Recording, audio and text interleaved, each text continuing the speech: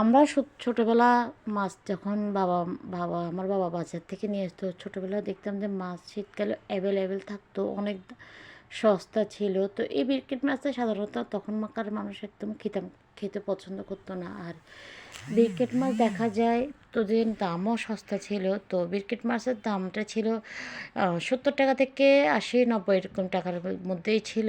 এরপরে এখন হয়েছে মানে 150 টাকা, 200 টাকা, অনেক সময় হয়ে যায় 250 টাকা হয়ে যায়। যাই হোক, কিছু করার নাই, সবাই বাঁচতে হবে, খেতে হবে। আসসালামু আলাইকুম। আজ আমি এখন রান্না করব ভেটকির মাছ দো পেঁয়াজা আর বেগুন ভাজি করব। তো পুরো রেসিপি জুড়ে সাথে থাকবেন। রেসিপিটি ভালো লাগলে শেয়ার করতে ভুলবেন না। প্রথমে আমি একটা প্যান বসাই দিলাম।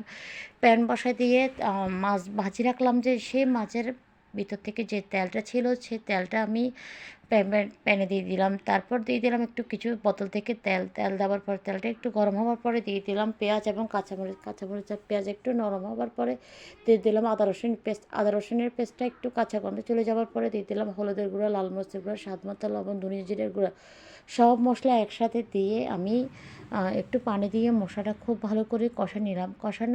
অবশ্যই যে কোনো রান্নার ভিতরে আপনি খুব ভালো করে মশলাটা কষাইতে হবে। মশলা যত ভালো করে কষাবেন আপনি রান্নার মজাটা ততটাই টেস্ট হবে। তো এরপরে আমি কষানোর পর আমি দিয়ে দিলাম মাছগুলো, আগে থেকে বেঁচে রাখা মাছটা দিয়ে দিলাম। মাছটা দিয়ে আমি একটু পানি দিয়ে দিলাম। পানি দিয়ে দিয়ে দিলাম উপর দিয়ে টমেটোগুলো ছড়িয়ে দিলাম। তো টমেটো ছড়িয়ে দিয়ে একটু পানি দিয়ে আমি ঢাকনা দিয়ে দিব। ঢাকনা দেওয়ার পরে দেখবেন যে অনেকক্ষণ ভালো করেই রান্নাটা সেরে নিব। তো একটু প্রথমে হাই হিটে দিলাম, তারপর লো আঁচে দিয়ে রান্নাটা কমপ্লিট করে নিলাম। তো একটু নামানোর আগে একটু ধনিয়া পাতা দিলাম। আমি আলতো হাতে একটু নেড়ে দিচ্ছি যাতে মাছের তলাতে যেন না লাগে, সেজন্য। তো আমি এখানে একটু ধনিয়া পাতা দিয়ে দিব। ধনিয়া পাতা দেওয়ার পরে চুলা থেকে নামাই ফেলব। বিশ্বাস করেন, খাবারের পরে বয়সটা দিচ্ছি, অনেক অনেক মজা হয়েছে। সাধারণত আমি বিরিয়ানি মাছটা এতটা খেতে পছন্দ করি না, সবাই পছন্দ করলেও আছাড়।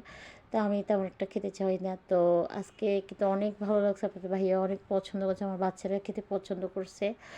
তারপর আমি এদিক দিয়ে বেগুন ভাজি আগে থেকে মেখে রাখলাম, হলুদের গুঁড়া, লাল মরিচের গুঁড়া, স্বাদ মতো লবণ, ধনিয়া জিরের গুঁড়া, আদা রসুনের পেস্ট, সব মশলা একসাথে দিয়ে মেখে রাখলাম। আমি সবসময় বেগুন ভাজিটি করার কিছুক্ষণ মানে 1 ঘন্টা আধা ঘন্টা এরকম মেখে ঢাকনা দিয়ে ফেলে রাখি কিছুক্ষণ, তারপর রান্না করি।